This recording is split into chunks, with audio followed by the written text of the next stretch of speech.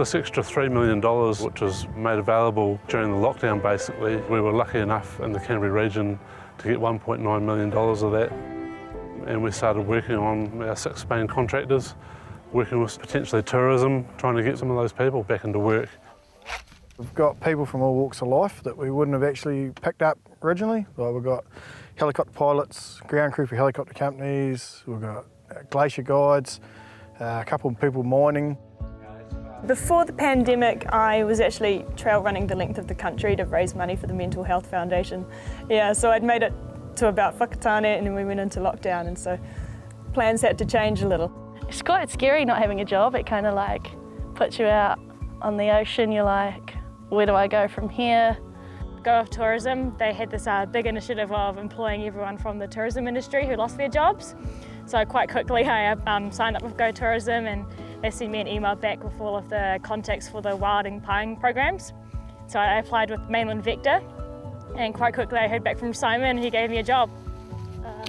They show you how to cut down the trees, and like you either lop it with your loppers or you can cut it with your wee silky, and then just make sure you've got it all done properly. You don't want to have to come back in 5 years and do it all over again.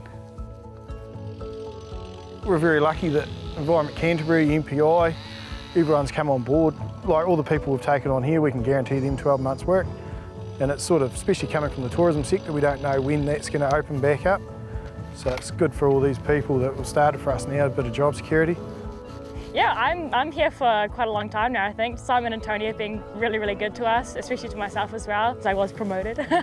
It's great I get to do all the hiring and everything as well, so I get to hire all the guys from the tourism industry that lost their jobs. From a farming background originally, so getting in and doing weed control's not that much revelation for me. But yeah, the health and safety and all that, the professionalism's a big step up. Most of these people haven't used chainsaws before. The health and safety side of it is the most important part of the chainsaw use. We're teaching them the rules that are involved in legally using a chainsaw safely on any work site. So that refers to the forest industry, also to these guys which are going to be doing the wilding pine removal.